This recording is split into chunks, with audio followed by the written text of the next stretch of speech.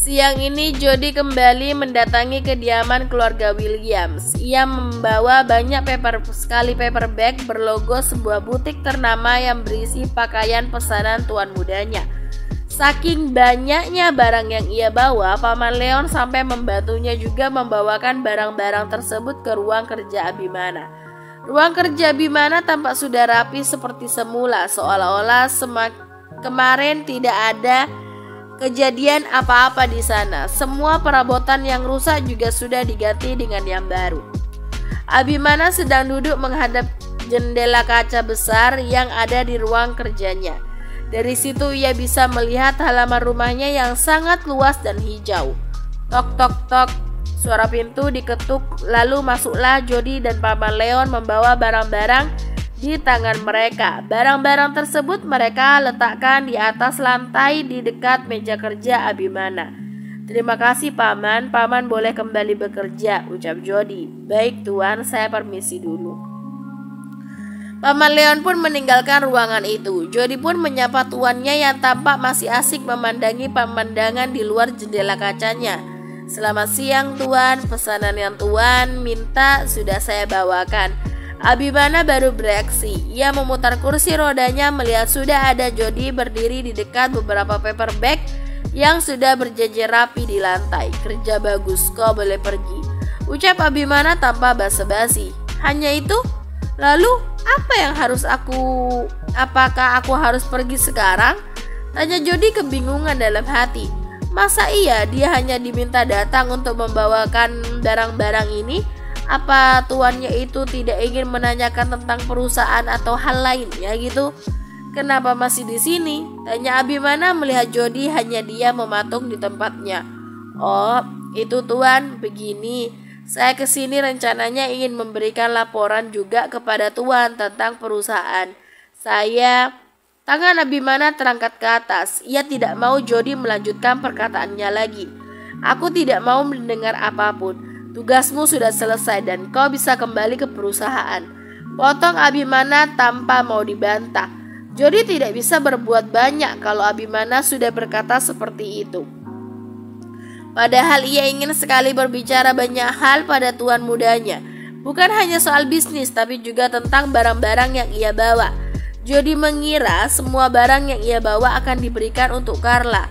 Baik Tuan, kalau begitu saya permisi dulu. Hanya itu saja kalimat yang Jody ucapkan sebelum meninggalkan ruang kerja Abimana. Setelah Jody pergi, Abimana mendekati paper bag yang berjejer di lantai. Ia mengambil satu dan mengeluarkan isinya. Tampak sebuah gaun rumahan berwarna putih gading dengan corak bunga-bunga kecil berwarna merah muda. Melihat gaun itu, Abimana menarik sudut bibirnya.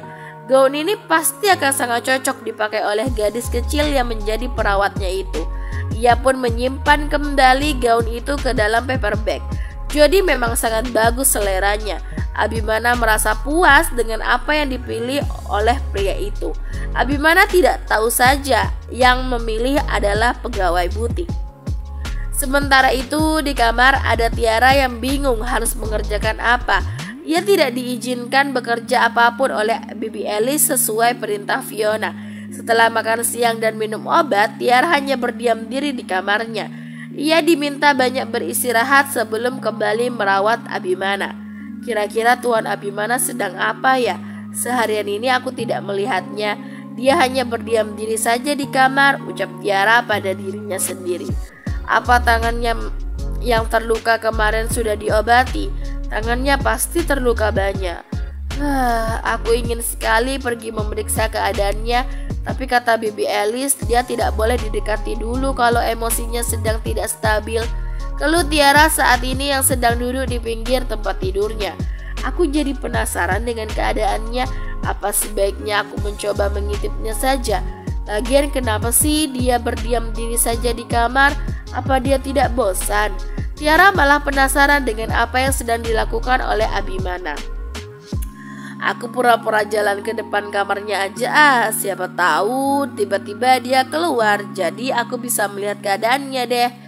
Tiara merasa ada yang kurang karena belum bertemu dengan tuan mudanya. Ia pun memutuskan untuk keluar dari kamarnya, kamar yang bersebelahan dengan kamar Abimana. Tapi ia tidak mendengar ada suara apapun dari kamar sebelahnya itu. Tiara menoleh ke kiri dan kanan. Suasana siang itu terasa sepi. Mungkin yang lain sedang istirahat setelah makan. Ia pun memberanikan diri pergi ke depan pintu kamar Abimana, lalu mendekatkan kupingnya ke pintu. Tidak terdengar apapun. Apa kamarnya kedap suara ya? Tiara melihat pintu yang kokoh itu. Tidak ada celah sama sekali untuk mengintip. Lalu ia melihat ke arah tempat lubang kunci. Ia pun menunduk mencoba mengintip dari situ. Tidak kelihatan, gumamnya. Sudah tahu tidak kelihatan, ia masih mengulanginya lagi. Ia berusaha melihat ke dalam dari lubang pintu yang sempit itu. Tidak lama suara berdehem yang cukup keras mengagetkannya.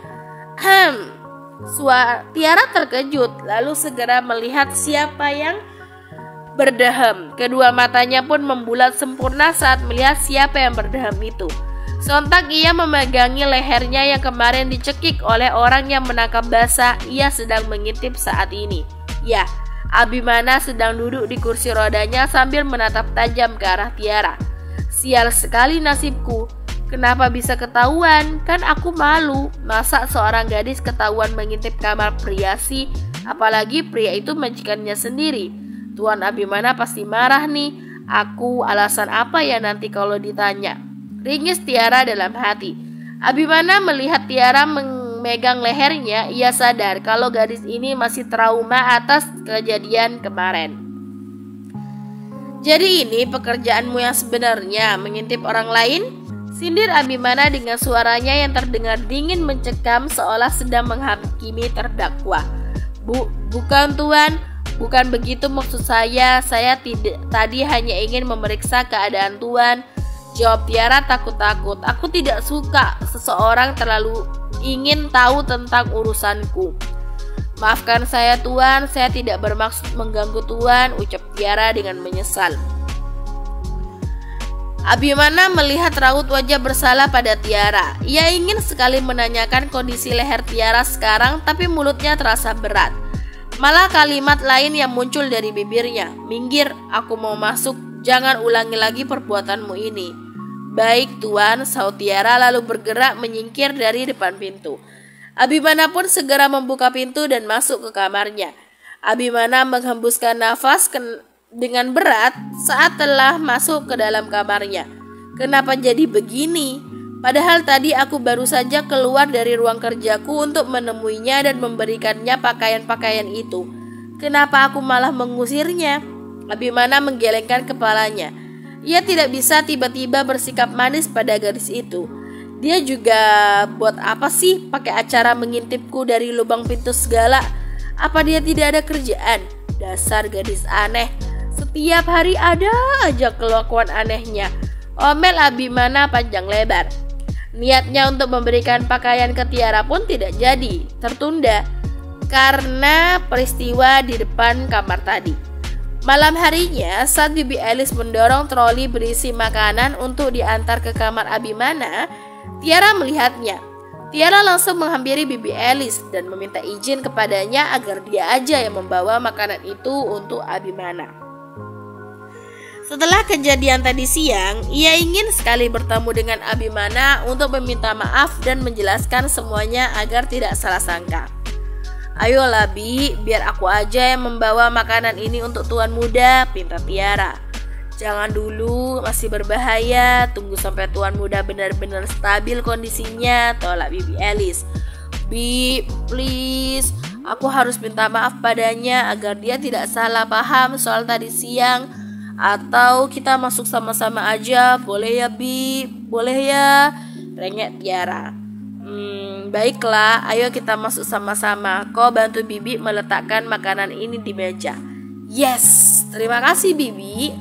Tiara bersorak senang. Bibi Alice pun mengetuk pintu kamar Abimana dan meminta izin untuk masuk. Setelah itu, barulah mereka berdua masuk ke dalam kamar Abimana dengan membawa troli berisi makanan. Saat masuk ke dalam, tampak Abimana sedang duduk di atas kursi rodanya sambil membaca sebuah buku. Abimana belum menyadari kalau Tiara juga ikut masuk ke dalam sana. "Permisi Tuan Muda, makan malam Tuan Muda sudah datang," ucap Bibi Alice. "Letakkan aja di sana," sahut Abimana yang masih fokus pada buku yang ia baca. Bibi Alice memberikan kode pada Tiara supaya memindahkan makanan dari troli ke meja. Tiara pun mengangguk dan memindahkan makanan itu satu persatu, tapi matanya tetap menoleh ke arah Abimana. Karena terlalu sibuk memperhatikan Abimana, piring berisi makanan yang dipegang Tiara berdenting kuat saat ia tidak sengaja menyenggolnya dengan piring lain yang sudah ada di meja.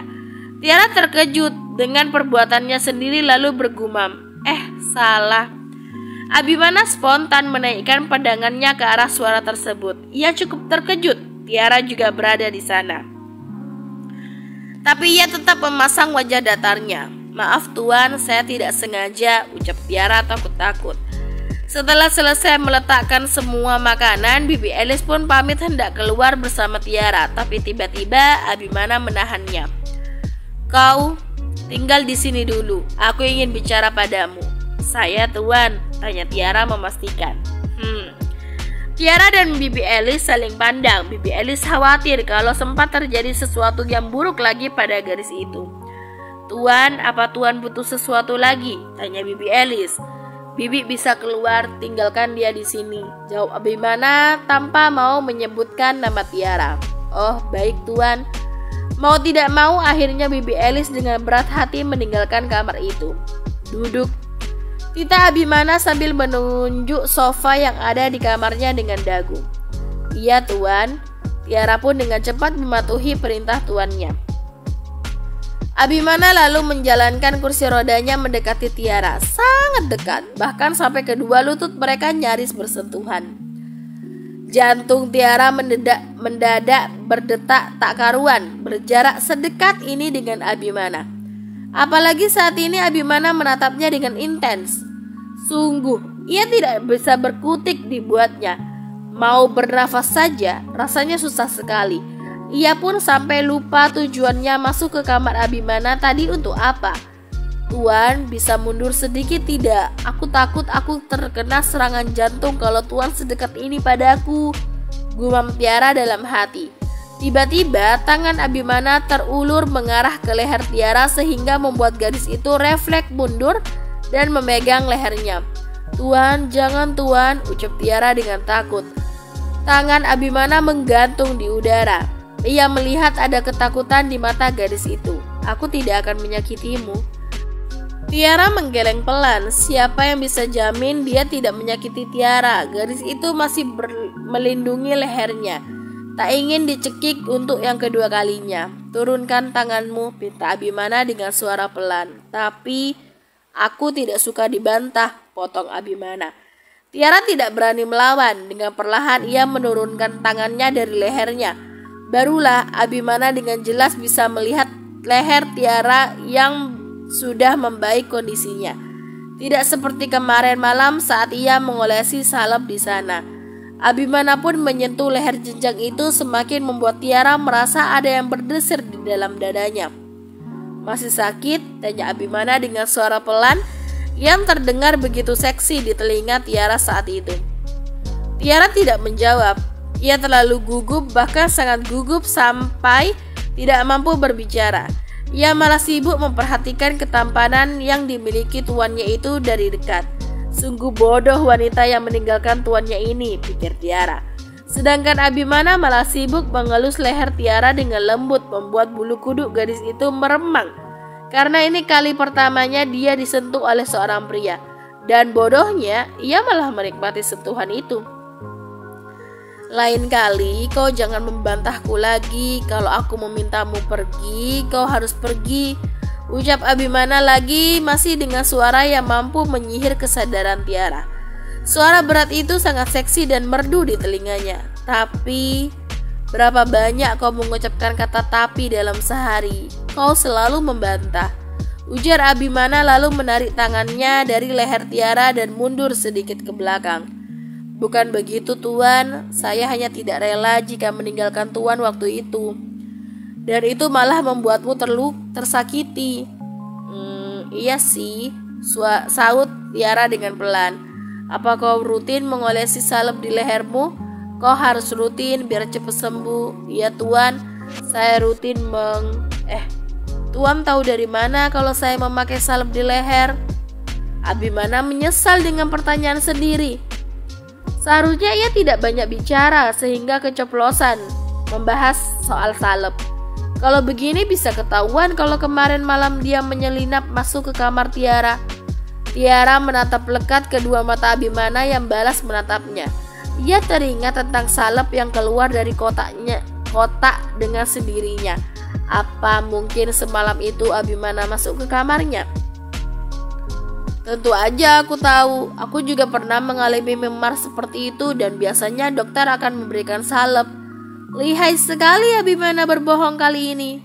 Oh, guam Tiara sambil mengangguk. Sudahlah, aku mau makan, kau boleh pergi, usir Abimana tiba-tiba. Kelamaan mengobrol dengan Tiara bisa-bisa kelokannya bisa terbongkar. Sebentar tuan, ada yang masih mau saya tanyakan. Besok saya masih boleh bekerja merawat tuan kan? Tanya Tiara tiba-tiba. Abimana menaikkan satu alisnya. Kau tidak takut kalau aku menyakitimu lagi? Tiara menggeleng. Tidak tuan, ini resiko pekerjaan saya. Saya akan tetap merawat tuan. Meskipun aku sudah membuatmu terluka, tuan juga terluka saat itu, jawab Tiara sambil menatap ke arah dua tangan Abimana yang masih terdapat bekas luka. Luka tuan bahkan lebih banyak daripada saya. Jadi izinkan saya merawat tuan lagi dan mengobati luka tuan ya. Abimana tertegun sejenak. Ia melihat ketulusan dari kedua mata Tiara. Gadis ini, dia masih ingin mengobati lukaku setelah aku membuatnya terluka, batin Abimana. Akan aku pertimbangkan, jawab Abimana yang membuat Tiara tersenyum senang sehingga menampakkan lesung pipinya. Terima kasih tuan, besok tuan mau dibangunkan jam berapa? Saya akan bersiap-siap pagi-pagi sekali. Wajah Tiara tampak berbinar saat tahu bisa kembali merawat Abimana. Jam 6, jalan pagi-pagi? Tanya Tiara dengan antusias. Oke tuan, saya akan bangunkan tuan besok pagi. Sekali lagi terima kasih tuan, saya permisi keluar dulu. Tunggu, Tiara yang baru saja berdiri membatalkan niatnya. Tuan butuh sesuatu, aku mau kau merawatku tanpa pakaian. Maksud tuan? Tanya Tiara hampir tersedak. Tanpa pakaian seperti perawat yang kau pakai biasanya maksudku. Makanya kok jangan potong perkataanku, ucap Abimana dengan sebal. Maaf tuan, sahut Tiara dengan pelan. Dalam hati ia mengutuk dirinya sendiri. Ikut aku kau harus memakai pakaian yang aku berikan kalau mau bekerja denganku. Tita Abimana lalu memutar kursi rodanya menuju ke ruang kerjanya. Baik tuan, saya akan memakainya. Tiara pun mengekori Abimana dari belakang. Bersambung.